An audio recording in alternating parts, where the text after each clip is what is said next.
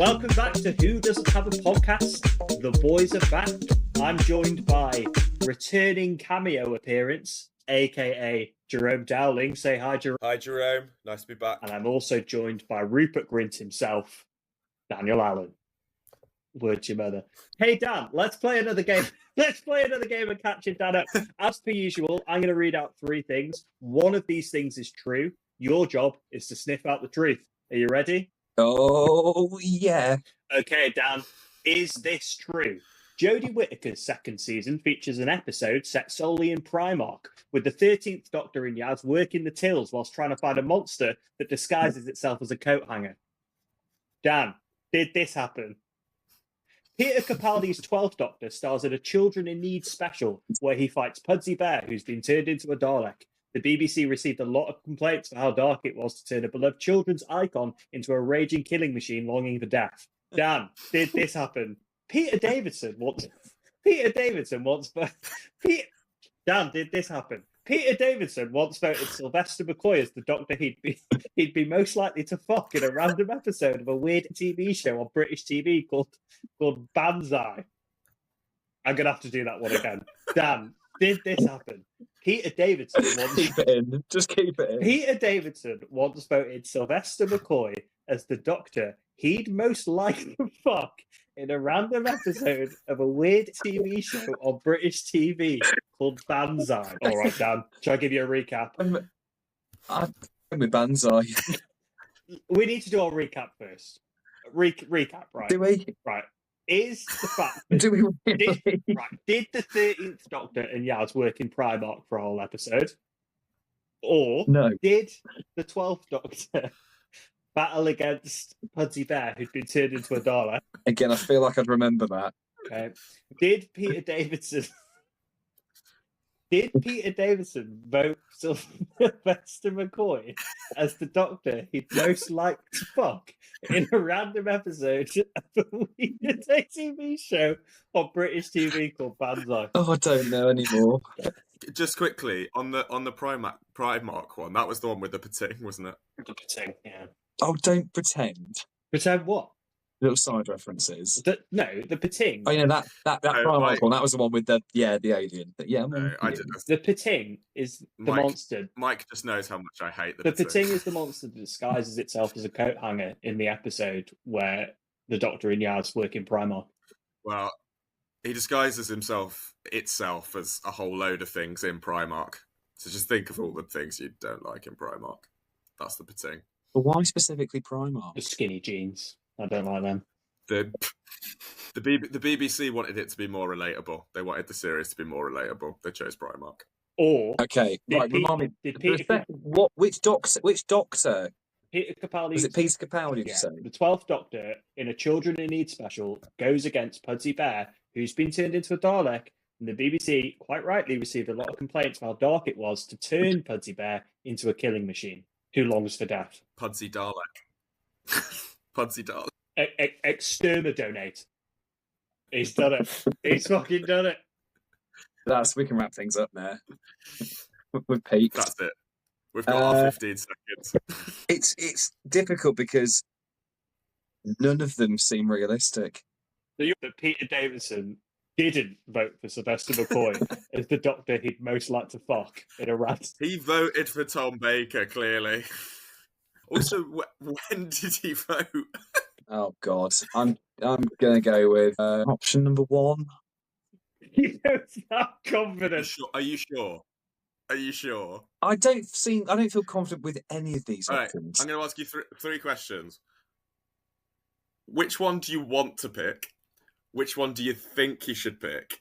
Actually, I meant two. Well, which one do I want? Well, clearly option three. Okay. That's the one you I'd want. love to see a bit of Doctor mastication taking place across the world. But the thing is, it's so stupid it could be true. I'm going with option three. Fuck it. I'm going with option three. Are you sure you want to go for option three? No, but life's a lottery. Final answer. Yeah, go on then. Oh, Mike, he's gone and picked it. Put him out of his misery. I bet it was option one, wasn't The it? truth is, Peter Davison once voted Sylvester McCoy as the Doctor he'd most like to fuck. Jerome, he was about to go with the Primarch one. You talked him into I know he was. I've saved No, it. to be fair, to defend Jerome, I secretly wanted that to be true. And what kind of friend would I be if I did not now find the link on YouTube, which Please is here, God, Mike, please God, put this clip into the and send it podcast. to one of you? Well, congratulations, Dan. I can't remember. Did you get the one last time right? Can't remember. I did, yes. So that's this is the you missed this, Jerome, Jerome, but this is the new season now of Catching Dan Up, and Dan's in the lead 2-0. So we need to get better next time. For our next segment, Jerome, I'm going to read out certain plot points of the much derived season 2 episode of Doctor Who, Fear Her, which some claim is the worst episode of Doctor Who ever to air ever. It's been much derided. What? People hate it. I remember it fondly. This was in the same season as the other much hated episode of Doctor Who, Love and Monsters, right? So you're telling me people hated I thought this more than Love and Monsters? I thought you were going to say Tooth and Claw for sure. I mean, No, Love and Monsters. No, Tooth and Claw. Tooth and Claw's iconic, man. Love and Monsters is it's I think it defines art. You can hate it, you can love it, but it's much talked about, which means it's important. Love and Monsters is like the Oppenheimer of Doctor Who. For those of you who haven't seen it, it's a cinematic masterpiece. It's a 3-hour long dense film that's like reading a book. And Fear Her is Barbie, but it's just got more colouring in. And people say Peter Kay doesn't have range, but he goes places. Jerome, he really does. It's a shame it's on a cul-de-sac, but he goes places. Yeah, very slowly with a walking stick, apparently, until he turns into the Absorber Lock and starts sprinting. Right, okay, so, Jerome, I'm going to summarise the key plot points from Fear Her. Then Dan and I are going to talk about some recent Doctor Who news, whilst you tell us, or you come up with a way as to how to make Fear Her a better episode of Doctor Who. Here are the key plot points. Children are vanishing from a neighbourhood, including a boy named Dale. An elderly woman called Maeve suggests a connection to an unseen entity. I would like to point out, I did summarise this with AI, so there's actually no way of us telling if any of this is true. You're not even writing these anymore. For God's sake. What the hell happened? I've already been off for a couple of weeks. Shut it. Decline. It's the start of the decline. Right. The Doctor and Rose arrive on the day of the Olympic opening ceremony and trace the disappearances to a specific spot. They suspect an alien force is at work. Of course they would. It's the Doctor and Rose. Right. A little girl, Chloe, has the power to trap people in her drawings. Sure. It's revealed she's connected to an alien creature called the Isolus, who crashed on Earth and seeks a surrogate family. The Doctor locates the Isolus's pod, but gets trapped in a drawing. Rose, with Kel's help, digs out the pod from under hot tar. You can tell this is done by AI. Chloe's drawings escalate, causing mass disappearances. Rose uses the Olympic torch to power the pod, allowing the missing people and the Doctor to reappear. Rose helps Chloe destroy a monstrous drawing of her abusive father, preventing him from returning. That's quite a deep subplot for an episode of Doctor Who, that, isn't it? Like domestic violence. Mm-hmm. Then the Doctor takes over the Olympic torch and lights the flame, enabling the Isolus to return home. The Doctor and Rose then reunite, but the Doctor senses an impending threat, foreshadowing future events. So there we go.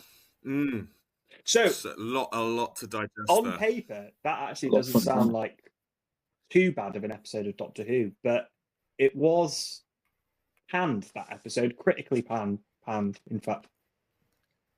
It's not held in high regard. It was. It's not. It's also very situated in a time and place. It's not universal. Olympics. So, but it's also aged well because the use of commentary in that episode is, you can't go wrong with. As I said, timeless. Timeless and holds up to scrutiny. Everybody involved in that episode of Doctor Who, from an acting perspective, holds up to scrutiny. Right, Jerome, your task is to, You leave it with me. tell us how to make that episode better. Also, you've got 5 minutes. Right. Oh my goodness, right.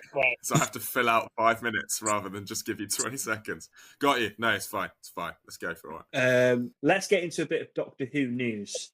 And this came out today. So Russell T Davies has done a post-season interview with SFX magazine about the latest series of Doctor Who. And he specifically talks about 73 Yards, which I think we can all agree is probably one of the standout episodes of that season.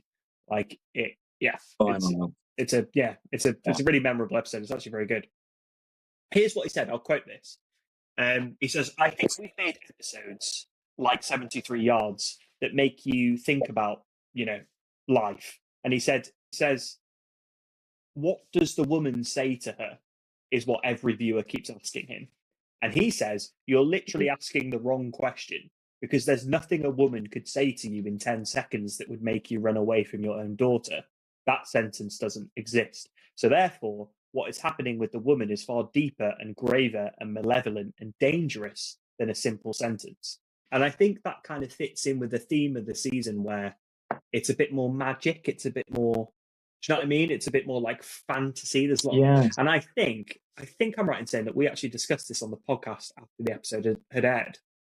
I think one of us said that it can't just be, she wouldn't have been able to say anything to Ruby's mum that would make Ruby's mum turn on Ruby like that. So it had to be something more dark going on, I think. And then he goes, "I say I don't explain things, but then we're given a clue in the finale that it's connected to the TARDIS perception filter somehow.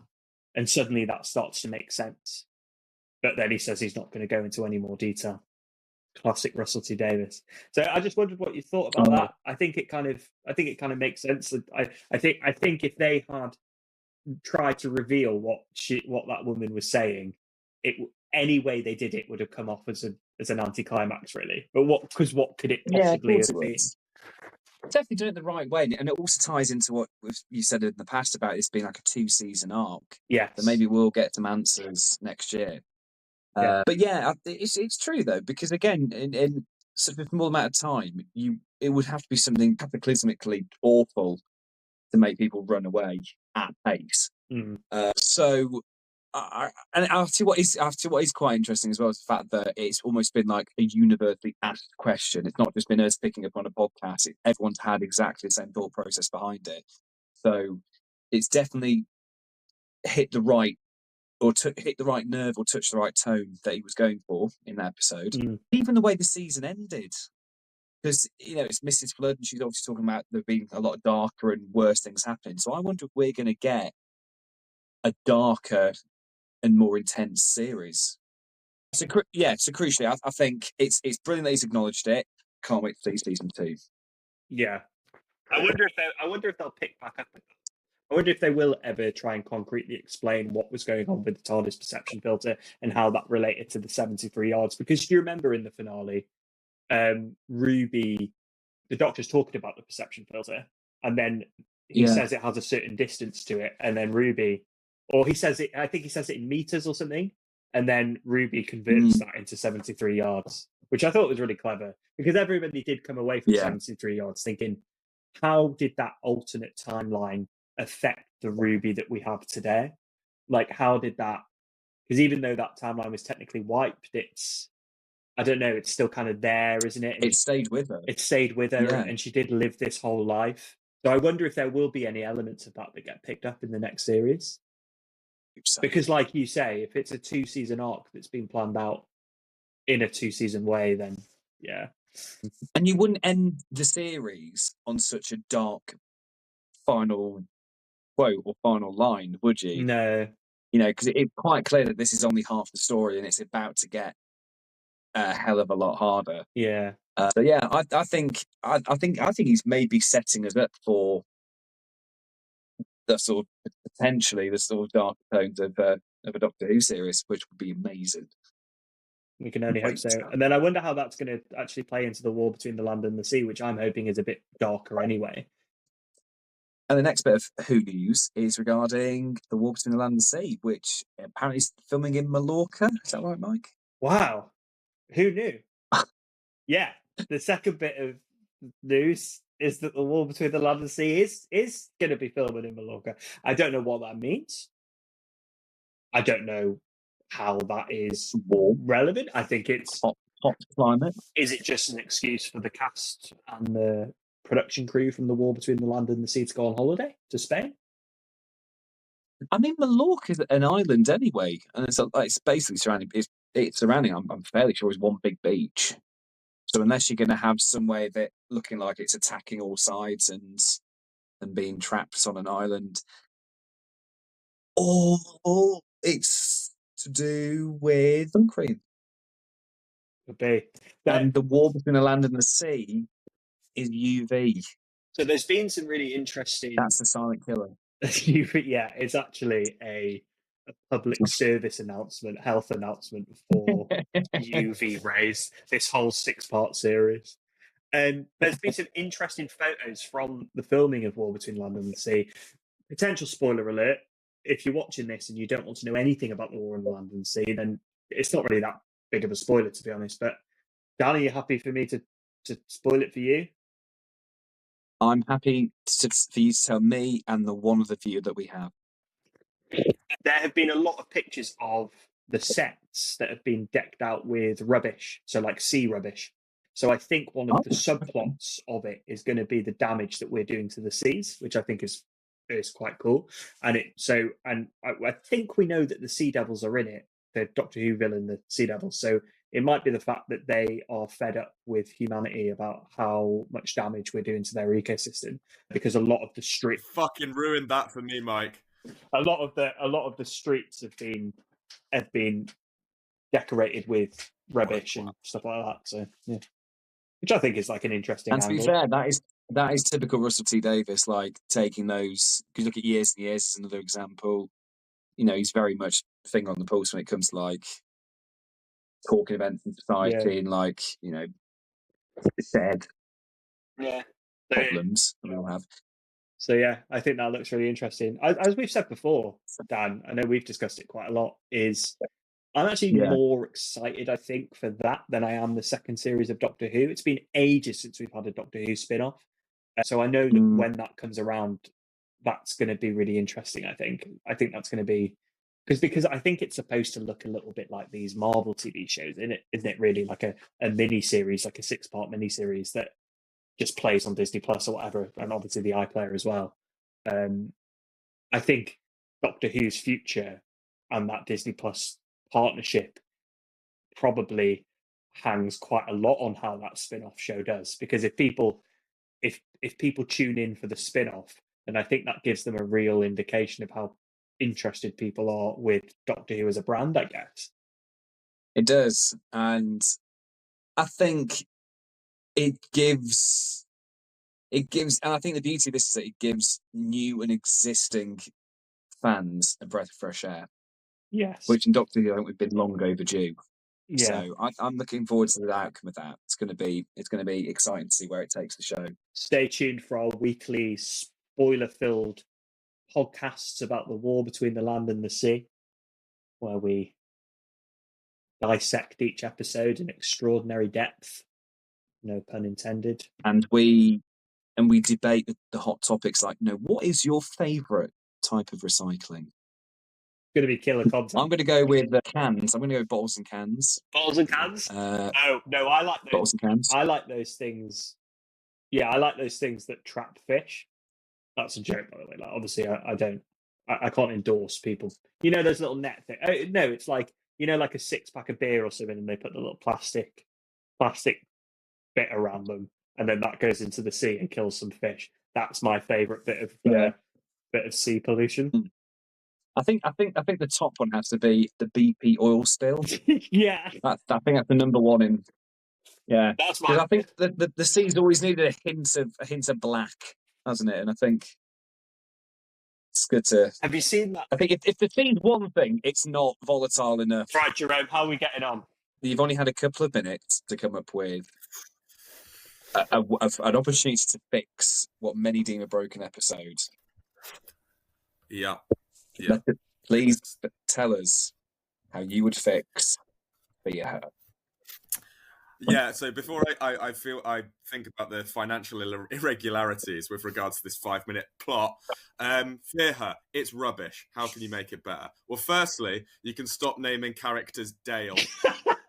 What? Why is Dale like Dale's a chipmunk, right? I think that's the only setting a name like Dale can ever exist without being ridiculed. So firstly, let's change that. I cannot wait for all the TikTokers that watch our video called Dale to fucking come for you, mate.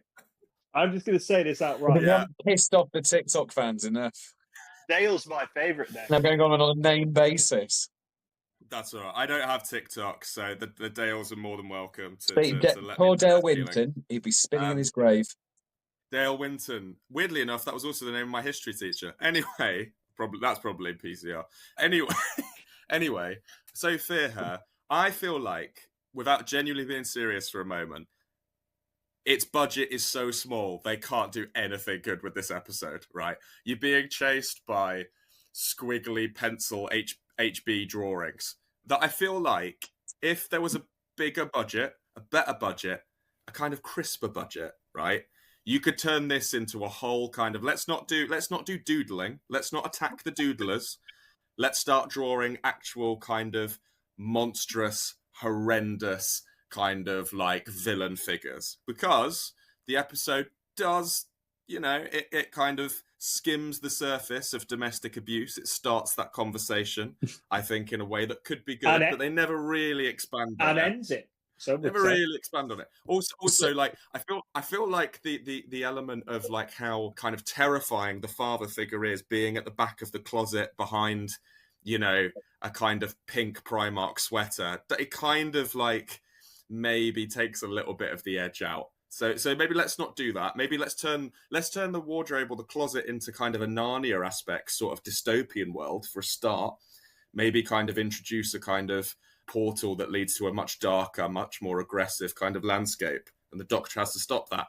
Also, this is kind of a Doctor-light episode, which I'm not against, because you could argue Blink is a Doctor-light episode, and Blink is the series after this one, and they do it very, very well. And famous as well. That's one of the most famous episodes of Doctor Who ever, and famously done because David Tennant was tied up, I think, filming the finale, which he was in a lot. So yeah, they can make them work. Yeah.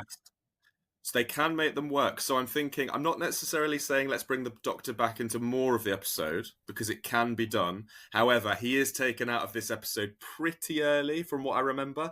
So let's just, let's be honest, this episode hasn't got much going for it. So it needs to rely on character strength and dialogue. And I feel like we need David in there. Although, a note for David. You remember in series 2? Fucking dare you? Whoa! It's not what you think. In series 2, right? It's a new Doctor.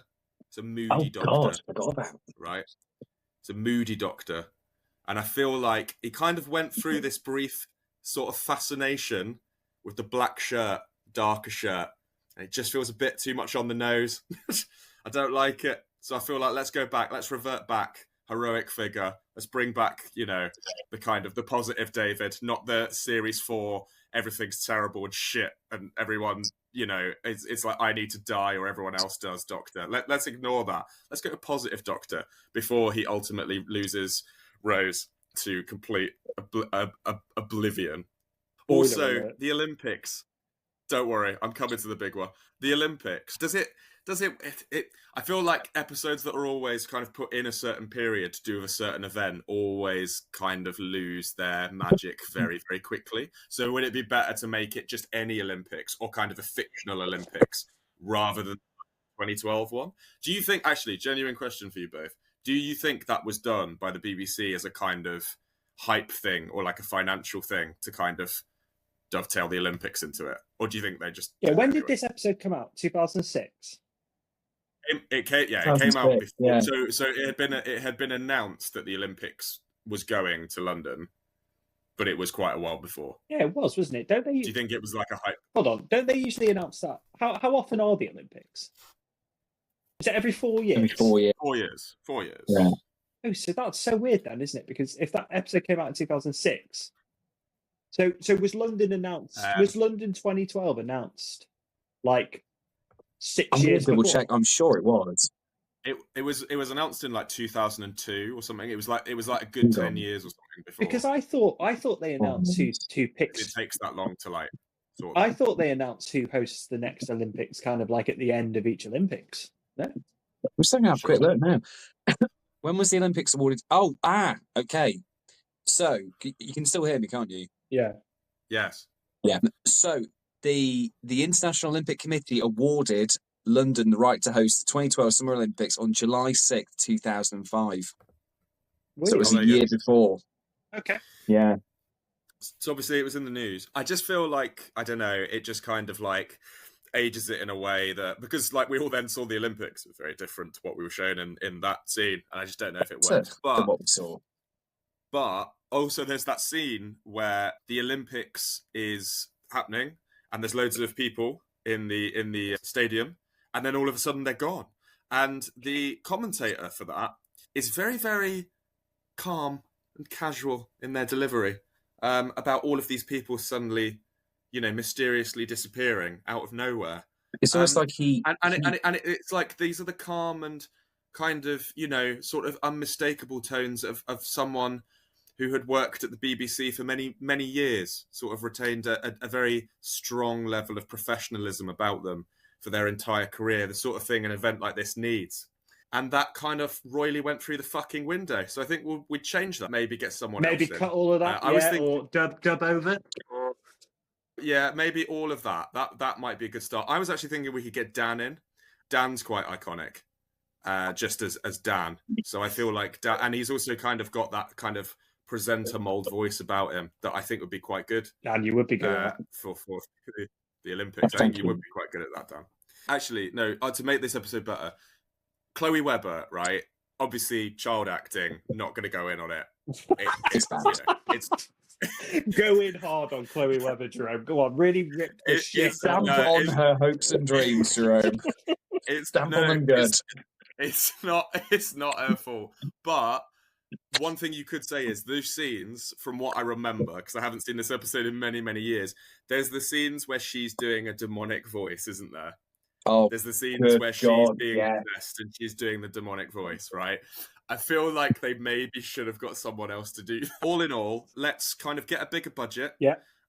Let's kind of be more bold with our storytelling, and ultimately, let's not make a villain out of a fucking HB pencil.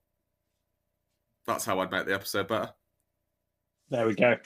That's Jerome's revised version of Fear Her to save that episode from the depths of being hated forever. So next week, Jerome, I'd like you to cover the full script, please. Can we rename it for my sake just after this goes out live? Can we rename the episode Fear Dale? Fear Dale. Or just rename the episode Dale's a shit name. Sorry to all the Dales. Who doesn't have a Dale as a friend?